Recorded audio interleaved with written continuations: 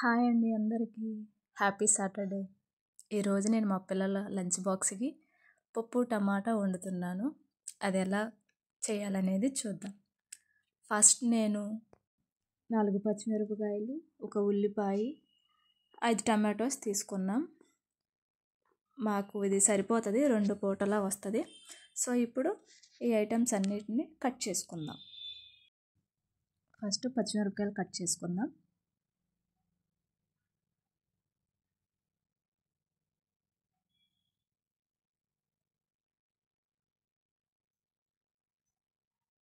Next ఉల్లిపాయ తీసుకుని ఆ ఉల్లిపాయ కూడా చిన్న చిన్న స్లైడ్స్గా కట్ చేసుకుందాం.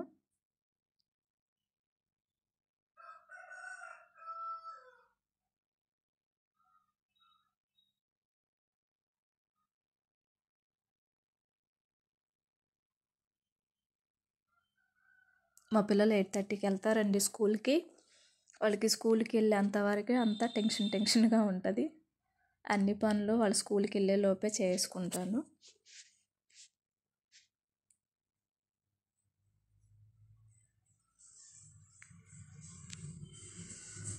ఉల్లిపాయను కూడా చిన్న చిన్న స్లైస్లుగా కోసుకుని ఏదైనా అన్నీ ఒక బౌల్లోకి కానీ ఒక ప్లేట్లోకి కానీ సర్వ్ చేసుకుంటాను నేను. అన్నీ ఈజీగా ఉంటాయని.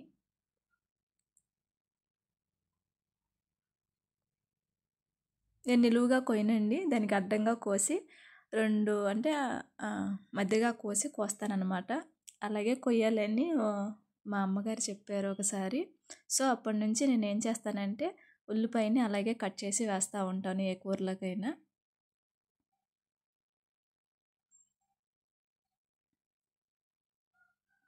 అలా ప్లేట్లోకి సర్వ్ చేసుకుంటాను.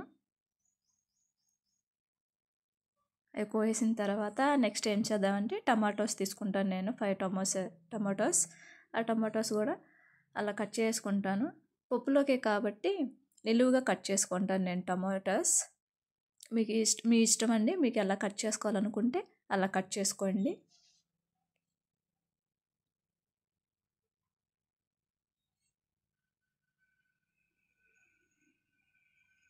మా పిల్లలు ఎక్కువ కారం వేస్తే తినరు కాబట్టి నేను ఏదైనా కొంచెం లైట్ స్పైసీగా వేస్తాను.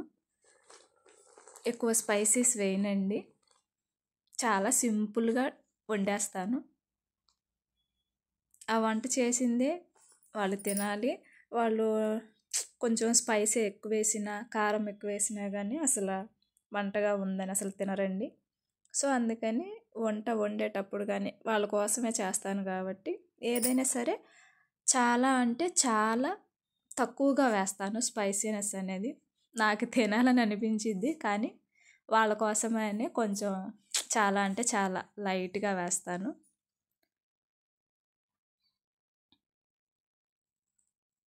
టమాటోస్ కూడా అండి మీకు ఎలా కావాలనుకుంటే అలా కట్ చేసుకోండి. నేను మాత్రం ఇలా కుక్కర్లో వేస్తాను కాబట్టి ఇలా కోసుకుంటాను. మీ ఇష్టం అండి, మీకు ఎలా కట్ చేసుకోవాలనుకుంటే అలా కట్ చేసుకోండి.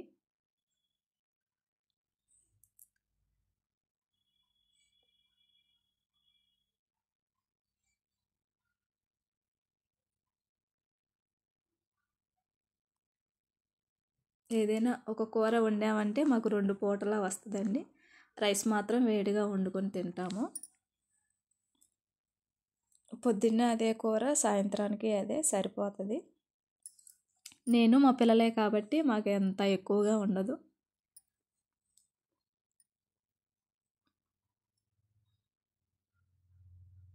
మా బావ డ్యూటీలో ఉంటాడు కాబట్టి తను ఇక్కడ ఉండరు అనమాట, తను ఢిల్లీలో ఉంటారు. సో తను వస్తే మాత్రం మార్నింగ్, ఈవినింగు, ఆఫ్టర్నూన్ అంటే కర్రీస్ కావాలి కాబట్టి ఆయన కోసమైనా వండుతాను. మేము వరకే ఉన్నప్పుడు మాత్రం మాకు ఒక పూట వండుకుంటే సరిపోతుంది.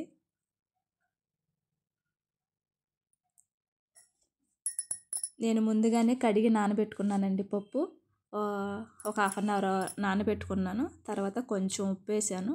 కట్ చేసుకున్న టొమాటోస్, ఆనియన్స్, పచ్చిమిర్చి అన్నీ వేసేస్తానండి. ఇలా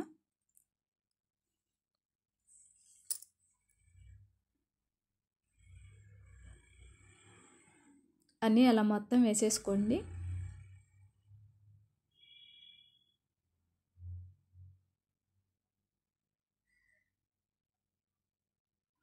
అలా వేసుకున్న తర్వాత నేను కొంచెం లైట్గా కారం వేస్తానండి. లైట్గా అంటే చాలా లైట్గా వేస్తాను కారం, పిల్లలు తినాలని. కొంచెం చింతపండు అండి వేసేసిన తర్వాత గట్టి తీసుకుని మొత్తాన్ని కలపండి. మొత్తం అలా కలిపేసి కుక్కర్ మూత పెట్టుకుని స్టవ్ వెలిగించుకుని స్టవ్ మీద పెట్టేసుకోవడమేనండి.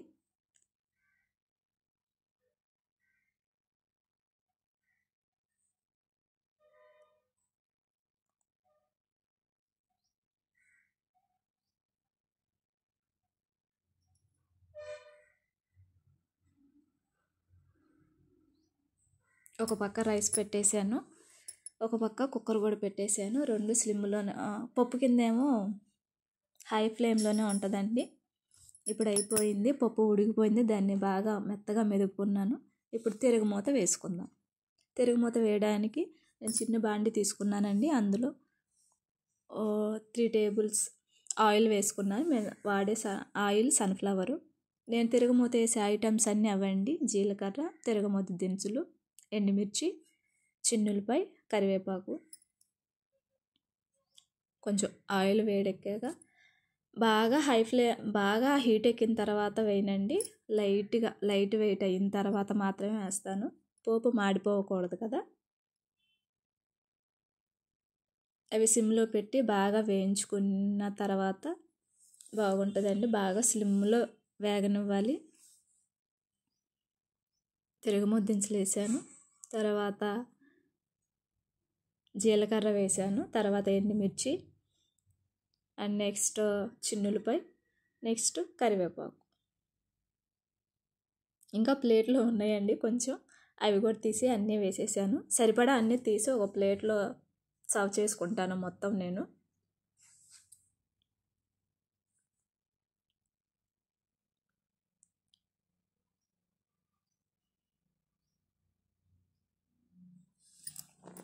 అవి కొంచెం లైట్గా వేగాలండి. వేగిన తర్వాత కరివేపాకు కూడా వేసుకోవాలి.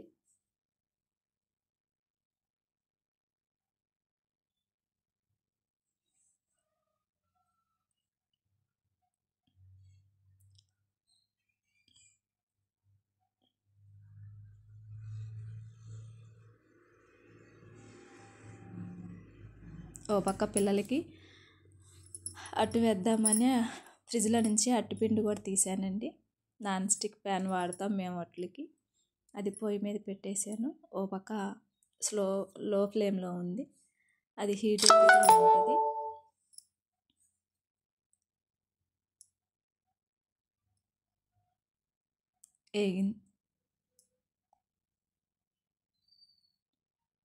కరివేపాకు కూడా వేసేసుకోవాలి. అన్నీ ఒకేసారి వేయకూడదండి. 1 బై 1 యాడ్ చేసుకుంటూ ఉండాలి. ఫస్ట్ తిరుగుమూత దినుసులు వేసుకోవాలి, నెక్స్ట్ జీలకర్ర, నెక్స్ట్ ఎండుమిర్చి, నెక్స్ట్ చిన్నులపై, నెక్స్ట్ కరివేపాకు అండి. ఇలా 1 బై 1 యాడ్ చేసుకుంటూ ఉండాలి. అన్నీ ఒకేసారి కలిపేస్తే ఎండుమిర్చి వేగవండి, చిన్నులపై కూడా వేగదు. చిన్నులపై స్మెల్ కూడా బాగా వస్తూ ఉంటుంది ఫస్ట్ స్టార్టింగ్లోనే వేస్తూ ఉంటే. 1 బై 1 యాడ్ చేసుకుంటూ ఉంటే ఫేమ్ బాగుంటుంది అన్నమాట. టేస్ట్ కూడా చాలా బాగుంటుంది. అంతేనండి, పోపు కూడా రెడీ అయిపోయింది. పప్పులో వేసుకొని మొత్తం తిప్పేసుకోవడమే. గుమగుమలాడే పప్పు టమాటా కర్రీ రెడీ. సో మా పిల్లలకి బాక్స్ కూడా పెట్టేసి, లంచ్ బాక్స్ కూడా ప్రిపేర్ అయిపోయింది కాబట్టి వాళ్ళకి సర్వ్ చేసి మొత్తం బాస్కెట్లో సదిరేసానండి. ఇంతేనండి, పప్పు టమాటా కర్రీ చాలా అంటే చాలా చాలా సింపుల్గా ఇలా ఎవరైనా ట్రై చేయొచ్చు. కుక్కర్లో వేసుకుంటే అంతా అయిపోయింది కాబట్టి 10 మినిట్స్లో. నేను కుక్కర్ విజిల్స్ 5 or 6 వస్తాయండి. విజిల్స్ బాగా మెత్తగా మెదగాలి కాబట్టి. అంతేనండి. నా వీడియో కనుక మీకు నచ్చినట్లయితే please like, share and subscribe చేయండి ప్లీజ్.